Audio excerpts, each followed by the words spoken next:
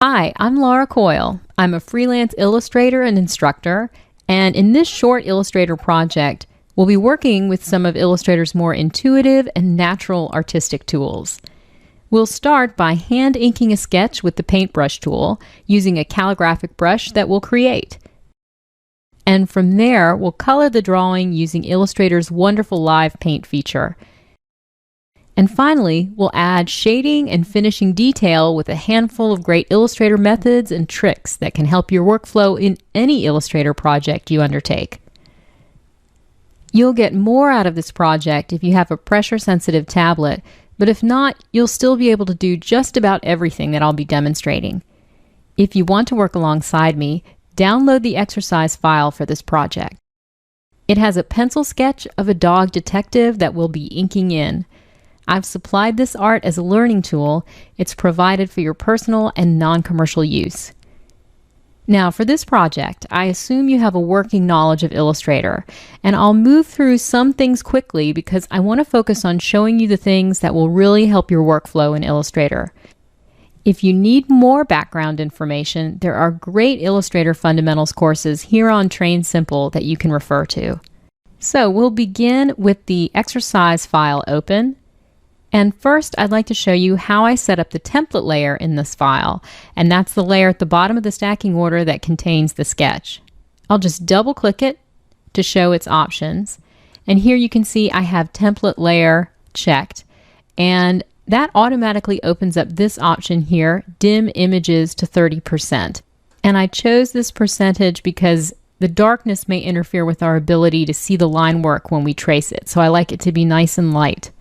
Also, when you check template, these other options are automatically selected, and so you'll notice lock is selected, but print is not selected, and that's standard for a template layer. And you can tell also when you look in the layers panel, whenever you see a layer with its title in italics, then you know it's a non-printing layer.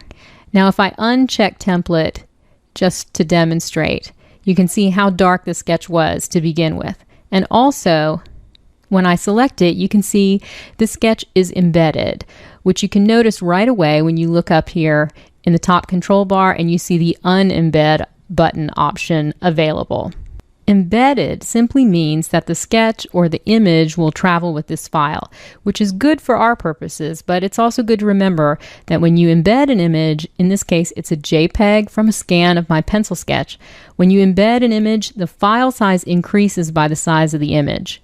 Embedded images are great when you're handing off the file to another person, but if it's only for your own use, you can save file size by placing sketches rather than by embedding them in the file. So let's say you have your own sketch that you want to place in this file. You'll go up to the File menu and choose Place. Then you choose the image, click the Place button, and click to place the image. When you see this X, you know that this is a placed image. You can also see up here in the top left corner, it'll say linked file. So placing an image leads to that image being linked to this file rather than embedded. To embed this image, you would then just click the embed button on the top control bar. But I'm going to delete this image, as cute as it is, so that we can get started. I'll go back to my sketch layer in the layers panel, double click it, check template, and I've got dim images to 30%. That's great, so I'll hit OK. So we've got our sketch layer set up at the bottom of the stacking order.